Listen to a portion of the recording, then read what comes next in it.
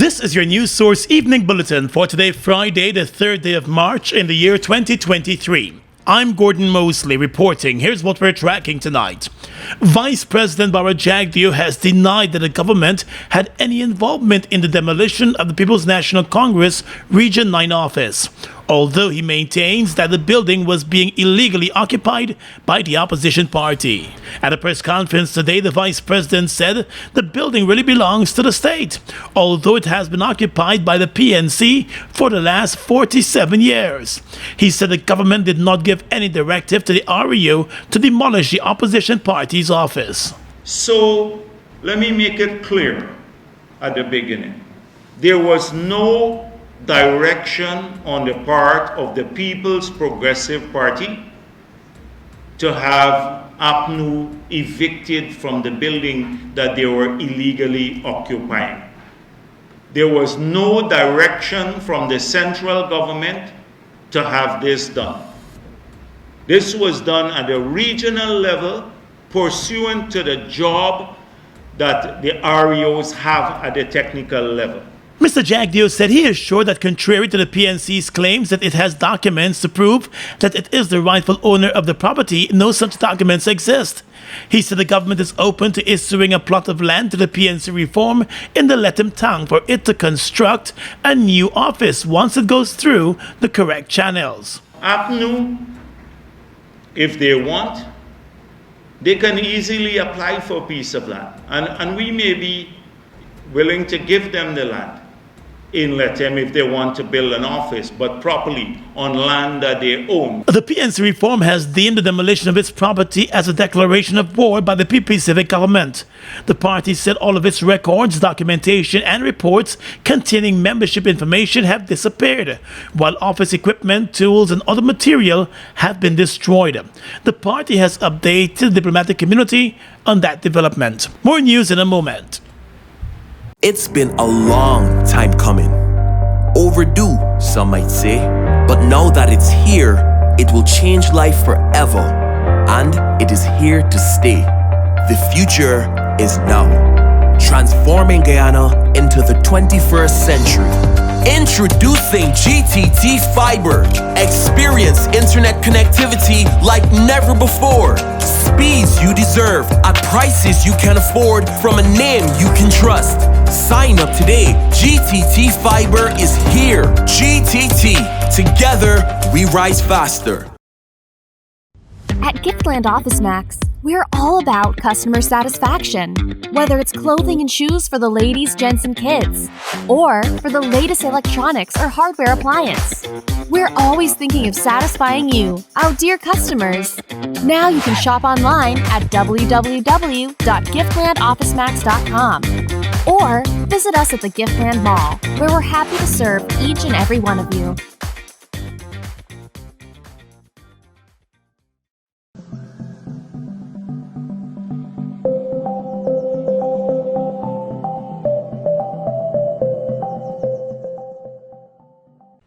Fina, how you could get yarning on today's pension day? I collect my pension and went to the market since the 23rd. How you mean?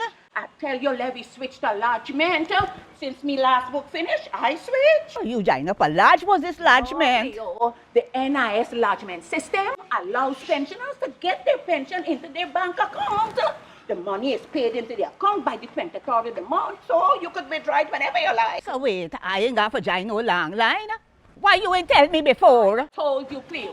When you go to submit your life certificate, ask them for the allotment application form. When you complete it and the bank verify it, then NIS is going to process it. After they process it, your money will be in your account. Well, all right, I going there now. And don't forget, when you're carrying your life certificate, ask them for the lodgement application form. For further information, please visit the website at www.nis.org.gy, the National Insurance Scheme Facebook page, or your nearest NIS office. Get in the game with Buster. Win a full gaming setup, Xbox X, gaming chair, gaming speaker and headset, or any of over 60 weekly prizes like Oculus Quest 2, Mini 2 drone, Nintendo Switch, and many more top gaming prizes. Check below for details.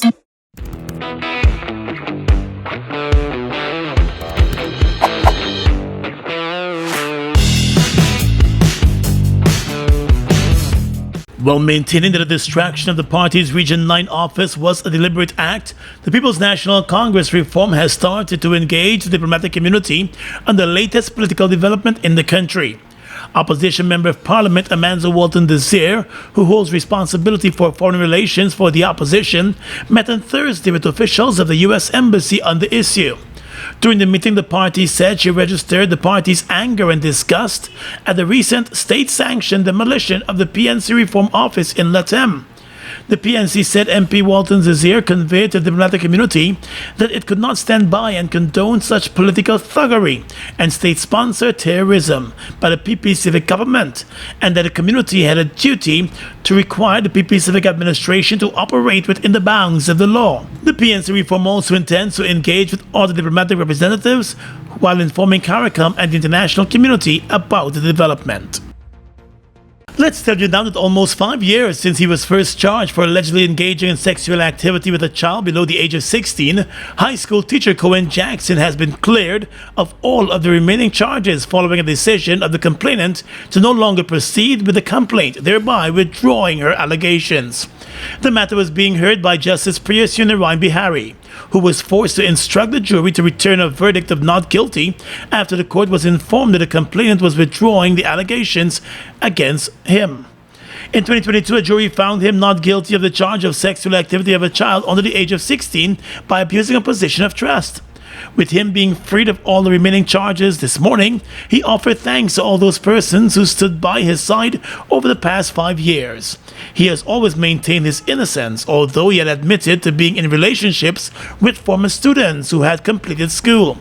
When Jackson was initially charged, the court heard that between December 2010 and May of 2011, he engaged in sexual activity allegedly with a child under the age of 16. The charge came 5 months after the allegations against him first surfaced on social media. The accusations were first made by author Ruel Johnson, who was a government advisor at the time. Johnson was married to an ex-girlfriend of Jackson.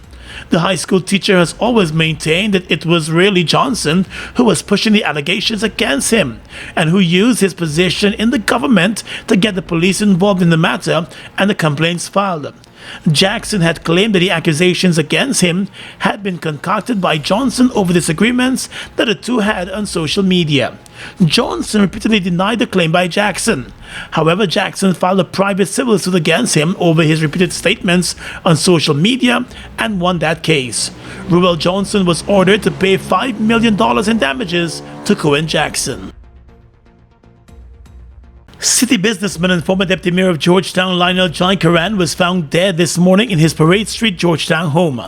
The 56-year-old's body was discovered at the bottom of an indoor stairs by his housekeeper when she reported for duty. It is suspected that he might have collapsed while making his way up the stairs. Jaikaran, who operated an optometry company and once served as the president of the Georgetown Cricket Club, was the deputy mayor of Georgetown between 2016 and 2018. He ran for office as an APNU AFC candidate.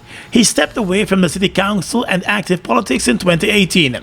As news broke of his sudden death, many of his close friends expressed their shock and memories on social media, while offering condolences to his wife and children. He traveled often between Guyana and the U.S., where his family lives, and in 2020 was among the first group of Guyanese to be flown home after being stranded in the U.S. because of the COVID-19 pandemic and the closure of the airports. Jaikaran is being remembered as a thoughtful, friendly, and caring person who had great love for family, the city of Georgetown, and the game of cricket. Traits Management, Structure, and Cashmere Rosé presents Sundress Soiree, Champagne and Cocktail Event, Saturday, April 8th at Everest Cricket Ground. Contribution $8,000. This is a day into night event. Doors open from 3 p.m. to 1 a.m. Free. Cocktail hour, 3 p.m. to 4 p.m. Sundress Soiree. You know the vibes.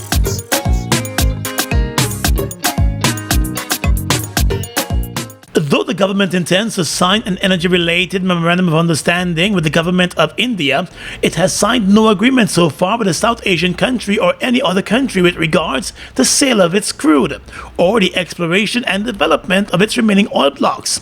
That's according to the Vice President Bara Jagdeo. At a press conference today, Vice President Jagdeo, who recently returned from India, said the MOU will cover a number of areas in the energy sector. So the MOU will deal with a number of issues.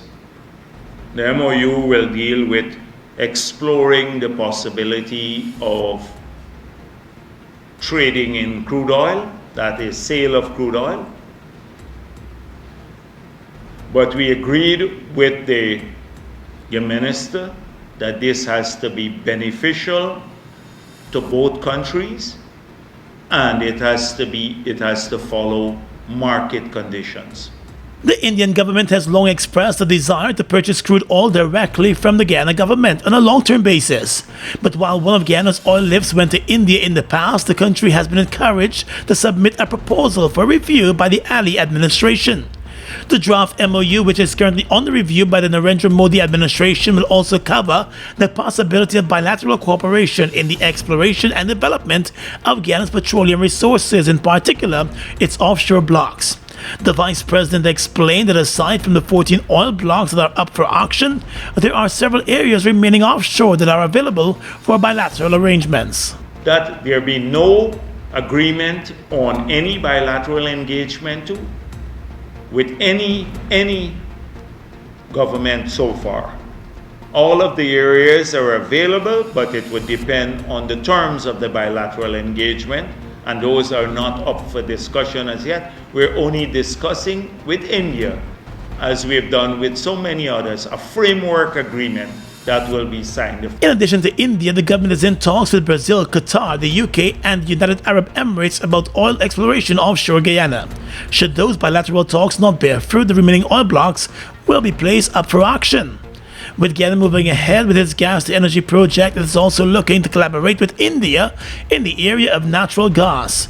It is also seeking technical support in the area as part of its quest to strengthen its regulatory framework and boost the capacity of the Ministry of Natural Resources. Turning now to the oil and gas sector, in the absence of a gas utilization plan or a national gas strategy, the government of Guyana is moving ahead with its $2 billion gas to energy project. Today, Vice President Bara Jagdeo assured that the national gas strategy will be completed before the end of this year. I can't give you a timeline now, but we're working on it. But before the end of this year, before the end of this year, we will have that strategy in place. The Vice President said even as the government pushes ExxonMobil to complete the gas utilization plan, it is seeking technical support from India to assist with the drafting of the national gas strategy.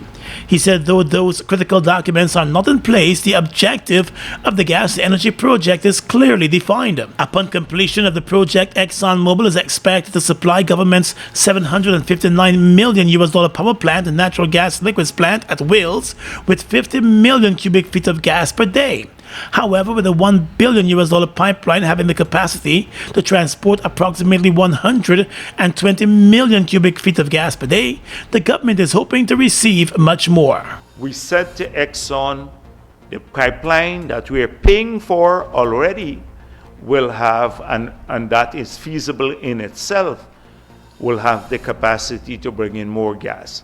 That we have to start the discussions very early about utilizing the pipeline to the full capacity. So that means maybe another 70 to 80 million cubic feet of cubic meter of gas every day. Underscoring the importance of the gas utilization plan, Mr. Jagdeo said it is also important for the two sides to clearly define how they will monetize the gas, including the associated gas. And we made it clear, if they're not going to utilize it, like Pluma, they'd have to relinquish it. And we may find other people who are prepared to utilize the gas. And I'm saying this openly. We said it before. In the National Assembly, the main opposition, APNU-AFC, has grilled the government on the project, telling the nation that there are too many unanswered questions. It has since filed a parliamentary motion seeking all documents be related to the project to be made public. One local Calypsonian and drug trafficking deportee Mark Ferdinand could find himself singing a different tune as he's facing serious charges following a drug bust at the Cheddi-Jagan airport. 44-year-old Mark Anthony Ferdinand was arrested at his Port Join home on Thursday after investigators were led there following the arrest of 52-year-old Cranston Carlton Henry at the Cheddi-Jagan airport. Henry was held with more than 13 pounds of cocaine in milk powder packets in his suitcase. According to a report from Kanu, Cranston Henry, who lives at Crane, West Coast of Marara, and also has a Brooklyn, New York address, was an outgoing passenger destined for New York when a search of his luggage unearthed the large quantity of cocaine. Kanu said the cocaine was found contained in 7 Milex branded milk powder packets. The man admitted to having knowledge of the prohibited substance during a video recorded interview. The Drug Enforcement Agency said the cocaine carried a street value of more than 13 million Guyana dollars. Based on the interview with the outgoing passenger, Kanu investigators visited the home of Calypsonian Mark Ferdinand and arrested him in connection with the same drug bust. Kanu reminded that Ferdinand, who was a finalist in this year's Calypso competition with a song titled Happiness, was arrested in the US in 2015 for drug trafficking. He was later deported after being convicted and completing his jail sentence. Ferdinand's brother, Berkeley Ferdinand, was convicted locally of drug trafficking in 2016 and completed a 3-year prison sentence also. Investigations into the latest bust are ongoing.